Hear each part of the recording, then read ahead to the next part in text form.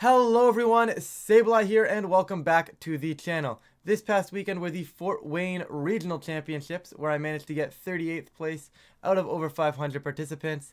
Super happy with the results. So what we're going to do today is we're going to talk about the team that I used, sort of the matchups that I played throughout the tournament, and some shoutouts near the end. I of course am super happy with this result. And even more so because I put a lot of pressure on myself going into this event, especially after getting second place at Vancouver. I really wanted to show some sort of consistency in my play. I didn't want to get like second at Vancouver and then get completely destroyed at like the next regional I attended. It just wouldn't have sat right with me, right? So I had a lot of extra pressure on myself, obviously on my own doing. But you know what? I say I'm going to stop rambling. We'll get right into the team right now, and I will see you guys there. We are here with the open team sheet version of the squad. You guys can see it in front of you. I am going to personally keep some of these EV spreads hidden just because I don't want to share them. It is still super early format, and just in case I want to use them on a future team, I don't want to completely leak them. However, we will still be going over a lot of the decision-making processes in this team, some key things, some key Terra type decisions and stuff like that, and then we'll jump into the tournament round. But to start things off, we'll start with Ting-Lu.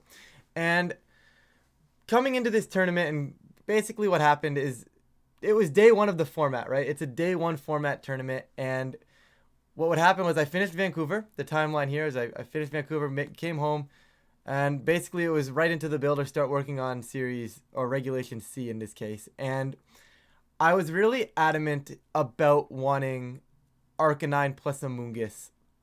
I wasn't sure how I was really going to close this out or really play around with this sort of thing.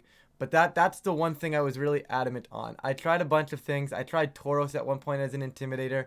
Didn't really feel right. I was trying out Gyarados. It felt a little bit too passive for my playstyle. Still think it's pretty good, but it just didn't feel right for me at the moment, you know? Just early format. I just wanted something that could kind of give myself a chance into anything I would see, since we didn't really know what we were going to see because it was so early into format. So we'll start off here with the Ting-Lu, and originally, for the longest time, this was Terra Poison. Obviously, probably a pretty standard moveset. I hate to say that Fissure is standard, but Fissure is standard, and it's pretty standard. We'll talk about Fissure. Strictly is the only thing we're going to talk about on this set, and I went with Fissure. One, I tried Rock Slide. I tried Payback. It didn't really feel like I was ever really clicking them.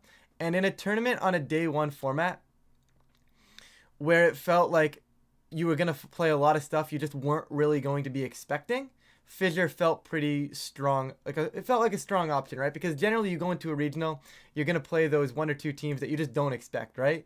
But for the most part, you're going to see what you expect. However, in a regional on day one of the format where you don't really know what you're going to expect, having Fissure felt really nice because it was one of those ones where it's like, okay, if I see something that is completely out there, I always have that Fissure button if I so need it, right?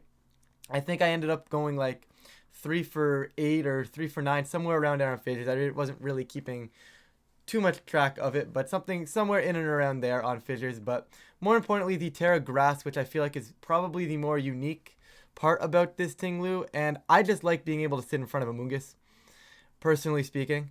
Just being able to not get spored by the Amoonguss and continue to launch out Ruinations into the target that I wanted to hit.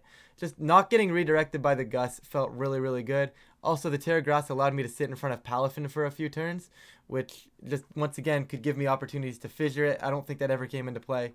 But just being able to sit in front of Palafin, being able to not get redirected by Amoonguss, and make sure these Ruinations, these Heavy Slams, these Fissures are actually going into the targets that they need to be going into, felt really strong. Of course, Poison and Water are both other very good Terra types to consider on Ting-Lu. Just went with Grass. It just felt a little nicer to me. Amoonguss, guys, nothing crazy here. Standard Amoonguss, we'll talk about it pretty briefly. Citrus Berry to get some health back beside Ting-Lu. I went with a more relaxed nature. I will give you that one. It's not there on the sheet, but I did go relaxed Amoonguss because beside Ting-Lu, I didn't need the special bulk. Having the extra physical bulk was huge. It actually came into play on stream versus Joe when he went for Freeze Dry plus Assurance. I was actually able to survive that combo, which gave me a chance at game one, and we'll talk about that a little bit more later. But basically, just your standard Amoonguss, nothing too crazy. Going to be clicking Spore, going to be protecting the rest of the team with Rage Powder, and more importantly, really allows the Palafin Arcanine mode to just kind of function, right? Like, we can heal ourselves up, we can pivot in and out. It's just a very vital piece on the Arcanine Palafin Fluttermane core, and honestly, I mean, Arcanine Palafin Fluttermane did win. Amoonguss won the tournament. So the core itself is really, really strong. And just once again, just standard Amoonguss, nothing too crazy. Arcanine, pretty standard. Pretty similar to the Arcanine I ran back in Vancouver. Of course, I switched it to safety goggles this time, just because all these Amoongusses were popping up. It seemed to be a little bit more relevant. And I wanted to make sure I would get my Will-O-Wisps off into the targets, or just not be able to get put to sleep as I'm pivoting around, right? Because the Palafin Amoonguss Ting-Lu core is really, you have to pivot a lot, right? So if they start catching pivots with spores, it's a little bit problematic. So having the safety goggles as an extra spore switch in, or dodging rage powder, felt really, really nice. I like extreme speed in this format a lot more than I like Snarl.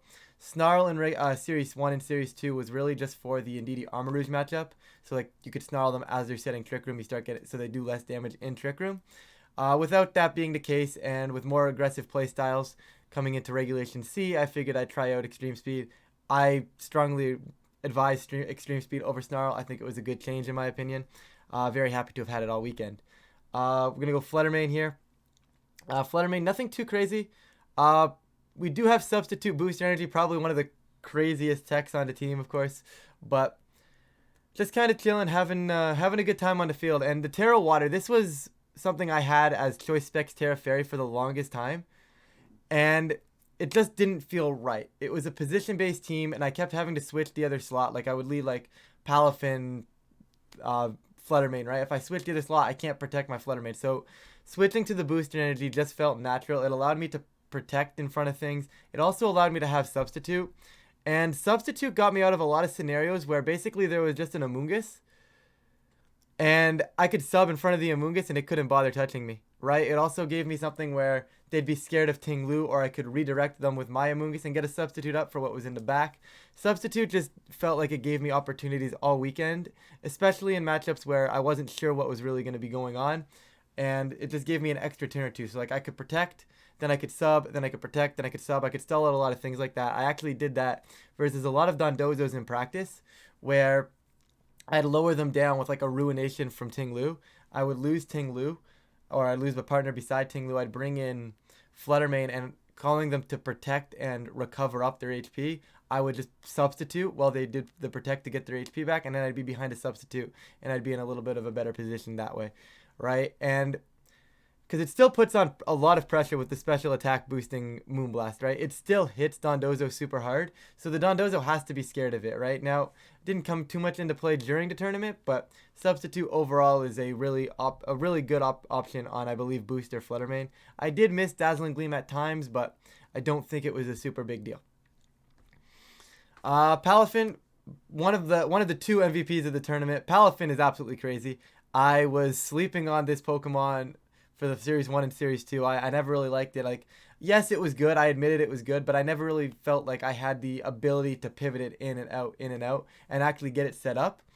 But it was surprisingly a lot easier than I was anticipating at a tournament. Like, when I play against Palafin, I'm like, oh, they have to switch it out here. I kind of get used to it. But just the opportunity to even stay in like the baby dolphin form puts on a lot of pressure. And it just hits so ridiculously hard. It can clean up games very, very easily, especially with the rest of the core being so defensive. Having Palafin there just to clean cores up and really solidifies a lot of the matchups. It's just a really good mod. Nothing too crazy in the moves, guys. I kept Haze just because, once again, I wasn't sure what we were going to see. And on the off chance something I wasn't expecting wanted to try and set up on me, I'd have Haze to be able to clear it away and just let the bulky pieces be bulky pieces. Baxcalibur, the other superstar of the tournament here. Icicle Spear, Glaive Rush, Ice Shard. I am very adamant on having Ice Shard on Baxcalibur in this format. I think Baxcalibur without Ice Shard loses a lot of value, because Baxcalibur is not a piece that's going to survive 6-7 attacks, right? It'll take 1 or 2, right? It's got enough bulk to take a few, but once you're down to like that low HP range, having that Ice Shard is super, super important, because once I chip the Fluttermane, let's just say, right, then I'm like, oh, perfect, Ice Shard can pick it off this turn, you know? I don't have to worry about, ooh, I just missed this KO on this really bulky Fluttermane because I only got 4 hits on the Icicle Spear. Now I'm going to lose because they're just going to get another Shadow Ball off, right? And it's stuff like that, just having that Ice Shard, that extra little bit of priority was really, really nice in combination with Extreme Speed and Jet Punch, because I don't really have speed control, right? I don't have the tailwind on this team to really allow Baxcalibur to be moving first. So having that extra priority felt needed to me on this team. I've seen some variants of this team with Dragon Dance. That's a cool option. But there are variants as well where I've seen just like Icicle Crash, Glaive Rush, and a different move other than Ice Shard. I think Ice Shard is needed. I personally enjoyed having Ice Shard the entire time, but other than that, pretty standard, nothing too crazy. It was just a really good meta call, I think. Like, Baxcalibur was really nice. Beside Ting-Lu and Palafin, Baxcalibur was really just doing work all weekend. I had a little bit of trouble with some opposing Baxcaliburs because I ended up being a lot slower than I would have probably liked. I would probably make that change if I wanted to. But other than that, that's pretty much the team here, guys. Nothing too crazy. We'll jump into some matchups now, and I'll see you guys into Team Builder. Round 1, we were paired up against Tyler Kane. Nothing too much to say about this, just a position around Indeedee Armory stuff. Palafin went pretty strong into this, I believe. I don't remember too much about my round 1. I'm going to be completely honest. I know they brought Indeedee Armory in game 2 into my Ting-Lu, and Ting-Lu kind of went crazy. I did get a couple special attack drops with Fluttermane's Moonblast, which was really, really helpful to seal the deal. But overall, just a pretty solid game, just good positioning on my end. I felt like I played pretty well, and I managed to get the 2 W's back-to-back. Round 2, we played Daquan Smith. Once again, another matchup I don't remember much about, guys. I apologize. These early matchups are going to be pretty shaky on memory-wise. I don't remember too much as to what was going on here. I do remember it was a pretty quick, I don't want to say quick 2-0, but like it was a quick 2-0. You know, just I got my 2 wins and moved on, right? Nothing too crazy was going on there. I believe I hit a fissure in I hit a fissure in game 1, and then I missed the next 2 in like game 3 or something like that. But regardless, it was a pretty good set. Nothing too crazy. Not a lot to said there, but we're now 2-0 in the tournament. And feeling pretty good, right? I actually only had an hour and a half of sleep the night before the tournament. So starting 2-0 is kind of, we're at a spot now where I can allow the adrenaline to kind of fuel me for the next little bit before I start feeling that tiredness kick in. So round 3, we're going to play Giorgio, and this is probably one of the more difficult matchups for the team. And Iron Bundle Great Tusk is the reason for that. And it's just the speed control beside the bundle and allowing their Great Tusk to get damage off. Like, I want to bring Ting-Lu to slow down the bundle and the Fluttermane, but the Great Tusk beside it really just with the close combat puts on so much pressure that I can only do so much. And then I can't Terra Grass because Shenpao and Dragonite were there. So I really have to preserve my pieces really, really well. I ended up taking this one ended up going to a game 3. I took this one on one of the end turns where I managed to protect my Amoonguss, calling which slot the Dragonite was going to go in. Managed to get the turn, and what that allowed me to do was buy my Palafin an extra turn of an attack, and that one extra turn of attack managed to take out the Dragonite, thankfully, and we did get the win. But that was a really, really good set. Really, really close. Super happy I was able to position my way out of that. Round 4, I'm not going to talk about here today, guys. We did play Joseph Ugarte or Joe UX9. Shoutouts to Joe. Great guy, great player. That was the stream match this round, so I will be doing a dedicated stream review or stream match review / analysis thing as my next video, so you can look forward to that. Not going to talk about the match. I did end up losing, unfortunately, but it's matter. I wouldn't have said it, but it matters for the tournament run. So now we're sitting at 3-1 on the day, with my only loss being Joe, and feels really, really good. Now, I remember at this point I was talking to Pangy. Or a couple rounds ago, I was talking to Pangy, and Pangy was like, I just lost because of King's Rock Iron Bundle. And I'm like, oh no, I really hope I don't play something like that because that seems really annoying. King's Rock Iron Bundle in snow, so you're spamming Blizzard and you get the chance to freeze and you get the chance to flinch, right? It just sounds really, really annoying to play against and to go up against. So I didn't want to have to go up against it. Now, here we are, and I pull Jonathan here, and King's Rock Iron Bundle. It was actually a different King's Rock Iron Bundle than Pangy played, so it turns out there was actually a few of them in the tournament running this, which was kind of wild. Really good set. Realistically, the story here is that I just didn't get frozen or flinched by Iron Bundle, and I managed to take the games pretty quickly. The attack boosting Iron Treads was really, really nice for me because it allowed me to outpace it with Fluttermane in game 2, once I figured out that it was attack boosting in game 1. And I was capable to just say, okay, I can just get big damage off to it into Fluttermane if I need to, and that puts on a little bit more pressure than I would have had I just been able to one-shot my Fluttermane. So managed to get the win here, and now we're 4-1 into lunch break, feeling really, really good. And for whatever reason, we had a ridiculously long lunch break. and it was like 2 hours or something like that, which was crazy. Anyways, I sat down for my next game. We get VGC, and absolutely insane team. I was not ready for this. I was not ready for anything like this remotely close. It was Specs Gardevoir, it was Special Attack Booster Energy, Terra Poison Sludge Wave Iron Moth, beside Telepathy Gardevoir. It was just a really cool team. There's nothing really else to say here. I personally don't think I played this set very well. No disrespect to Vijay, they played well, they played to their outs. I just wish I would have been able to give them a better set because I don't think I was really in the right headspace for this game. However, I did take the LL, so you know what? I took the double L here, and now we're 4-2. 4-2 is wild. Not super happy being at 4-2, kind of not in a great headspace. But like I said, I didn't play the game too well, right? I could kind of feel the lack of sleep kicking in, and we're going to get John Mafio here, and Scarlet is one of those Pokemon in this format that I've always wanted to use, and when I try to use it, it just doesn't do a lot.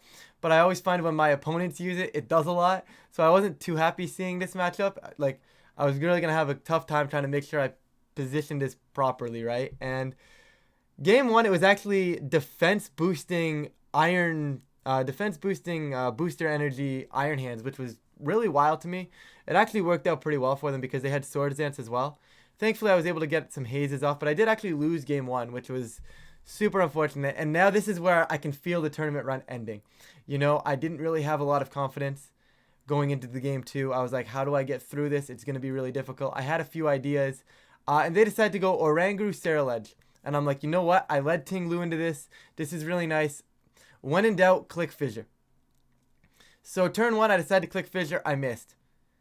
And it's whatever. And I don't know if it was turn one or turn two that I clicked Fissure. Either way. Regardless, I clicked Fissure. I missed. And then they encored me into Fissure. Now, they encored me into Fissure, and I was like, I don't mind if I'm going to click Fissure. I mean, you're asking for it now. I'm going to click Fissure. It was one of those ones where it's like, hey, thank you very much. You know what? I don't need to make this decision. You're willing to play this game, so am I. I'm just going to click Fissure again. They encored me into Fissure. I click Fissure. It hit the Saraledge. It connects and take down the Saraledge, and that pretty much won me game two. Game three, I don't remember too much about. I remember them going back to like the Iron Hands Great Tusk mode, and I think I just got a few calls right and managed to get the win. Really, really good set. Absolutely wild that they encored me into Fissure. I think it was pretty funny. They had fun with it. We had fun with it. Good set overall. Managed to get the win, and now we're kind of getting that momentum back, right? Shout outs to encore me into Fissure though, because that really turned my game around.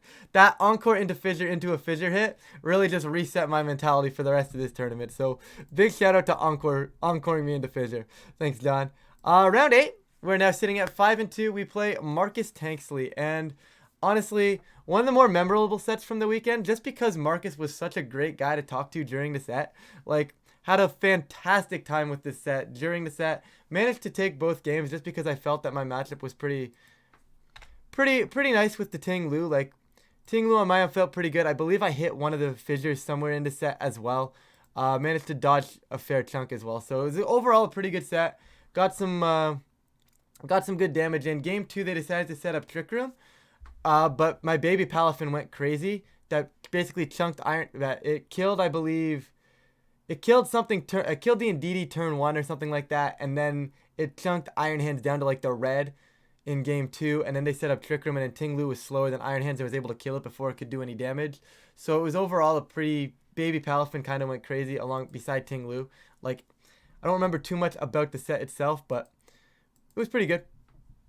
It's a pretty solid set. Marcus was a great guy, like I said. Happy to talk to them. And now round 9. Now, this is one of those storylines that comes about throughout the day, okay? And it's, oh, hey, there's a Leafeon at the top tables. There's a Leafeon at the top tables. Well, sitting here at 6-2 in my winning in for day 2, we pull Leafeon. We pull Leafeon. Now, sit down, and I have no clue what's going on, right? Like, I knew there was a Leafeon when I sat down because they were dressed in the EV onesie. I'm like, yo, I pulled the Leafeon player. This is going to be cool. Ready for the set, you know? Leafeon's going to be wild. I wonder what it does, right? So, see the team sheet, and immediately I'm scared. There's a Leafeon. It's Terra Blast Leafeon. It is, what else was crazy? It was Clear Amulet as well. There was Safety Goggles on Torkoal, which I actually didn't see in game 1. and not seeing the the safety goggles on Torkoal in game 1, I brought Amoonguss, thinking it was actually going to be a decent matchup into this to Pollen Puff Wo-Chan, put Fluttermane to sleep, you know, kind of wall out the Leafeon a little bit, put the Torkoal to sleep because I'll be faster outside of Trick Room, which they didn't have. It just felt like a good matchup, but once again, just me not reading the team sheet because it's round 9, I click Spore into Torkoal, it lives, and long story short, game 1 did not go my way. Game 2, I decided to mix it up. I went Ting-Lu, Baxcalibur, immediately Terra Poison just to put pressure on. I was about to lose this game. I will be honest, I got bailed out by Fissure here. I was tired. I was supposed to protect the piece, get damage off with Baxcalibur in this game 2, and then go down so that the Wo-Chan would be tipped so Fluttermane could kill it. However, I, for whatever reason, brain cramped and decided to click protect again on Baxcalibur, which would have been a double protect. I didn't get it, and Baxcalibur goes down, and now I'm kind of panicking. I'm like, no, the tournament run is going to be over. I need to hit something. I need to get some sort of momentum back. Thankfully, Ting-Lu is the MVP in this game too. I managed to hit the Fissure and come back from that misplay there. So definitely super lucky in that scenario right there. I can't really complain about luck from this tournament. I think my luck was probably more positive than it was negative in this tournament. So no real complaints there. Day 2 turned on me a little bit, but game 3 managed to get a nice little crit on the Leafeon. Don't know if it fully mattered, but it allowed me to pilot the game a little bit easier throughout the rest of the game and take the W there. So did have to delete the Leafeon storyline there from the tournament, but they played really, really well. It was a really cool game. Happy to have that set. Thankfully got some luck in game 2 after a bit of a misplay, but you know what? We got our day 2, and that's what we were here for. Right now, round 10 we play Gallo, and Gallo is a friend of mine from Ecuador, and this team might look familiar to you guys. It was an exact 6-mon mirror. Now, when you play these 6-mon mirrors, it's really interesting because you always don't know how they're going to play it, and especially this one because the way I play the game, I feel like I want all 6 of these Pokemon, and at the same time, I want none of these 6 Pokemon. So it was kind of a little bit weird in that regard. Really, really good set. I won game 1, lost game 2, and in game 3, I lost on a damage roll on Amoonguss. But I can't complain about the damage roll on Amoonguss because I misplayed on their Amoonguss earlier where I went Flare Blitz Wave Crash. But that didn't knock out because the Flare Blitz procced the berry. Where had I gone Jet Punch into Flare Blitz, I would have knocked out the Amoonguss. So that was a misplay on my end, so I can't really complain about the low rolls there. But overall, just a really, really good set. Gallo's going to get the win. I'm going to fall to 0-1 on day 2. And now it's going to be a really uphill battle if I even am going to make day 2 cut. Like if I'm going to make top 8 cut, I basically have to win out and then pray that all my other opponents do crazily well as well. Round 11, we're going to get Allison. And Allison had a really, really cool team. It was actually Corrosion, Venoshock, Glamora, which is absolutely something wild, right? Like you don't see this every day, right? Power doubles if the target is poisoned, and that's an insane amount of damage. Because like Sludge Bomb is base 90, and it does a lot. But double 65, you're at 130. It's a 130 base power move dropping into things, and that's absolutely insane, right? So you Mortal Spin, and you can poison everything, right? So my Amoonguss wasn't really much help in this. I did manage to bring it into game 3. Really, really good position-based set. Honestly, just managed to pull this one out. I don't really remember too many details, but I remember getting some good Ruinations into the Gyarados early and then finishing it off with a late game Baxcalibur in the end game of game 3. But it was just a really, really good set overall. And honestly, with a wild team like this, I was not expecting to play. It was really cool. Then we played Giovanni, our Ranabar. We're 1-1 on day 2. Still need to get this win. And once again, hey, you guys can see this team, right? Can't you? Game 1 and 2 kind of just did the thing like, you know, the normal, oh, it's a mirror mode kind of thing. That's that. Game 3 was really, really close. We ended up going to timer. I believe I lost this one on like maybe 4 or 5 HP. It was really, really close in the HP regards. We both had 2 Pokemon. It was the second tiebreaker, so it was really up in the air as to who to win. It was close. I could have made a hard call on them double protecting and Pollen Puffing my Baxcalibur and calling it. I probably would have won the game had I done that. But overall, it was a really, really good set. They played really, really well. They probably deserve it more than I did at that point. And I fall to 1-2. I am now officially eliminated from top 8 contention. However, there's still top 16 on the line if I can potentially win out and get some decent resistance. So obviously, we're going to be playing for that. Next round, we're going to play Tyler Coleman. If you don't know Tyler Coleman, they go by Shiny Umbreon online. They are a streamer. Shout outs to Tyler. Besides the point. Hey, once again, hey, this team looks familiar, no?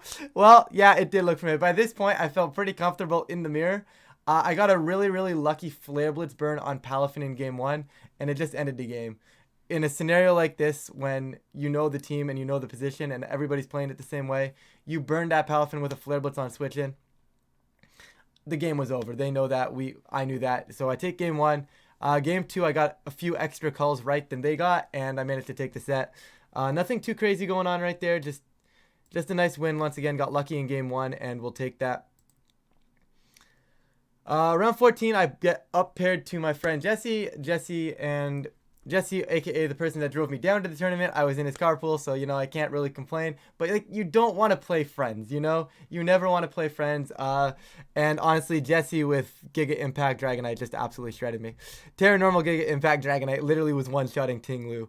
I don't think I had much in this matchup. I got destroyed here, so I end my run 10 and 5. No, 9 and 5. I end my run 9 and 5, 38th place, and honestly, overall, feel really, really good about that. Happy with my run. Sad I couldn't take it to like a top 32, and it just happens to be like a day 2 or a top 64. But overall, sitting at 250 CP now, which is really, really nice. And I'm not going to complain about that. Quickly, just before we wrap this one up, I just want to give a few shout-outs. Of course, Jesse for the carpool. If Jesse doesn't drive me down there, I've got nothing. I'm not actually at the regional. So, Jesse, thank you so much, of course, as well for hyping me up all day.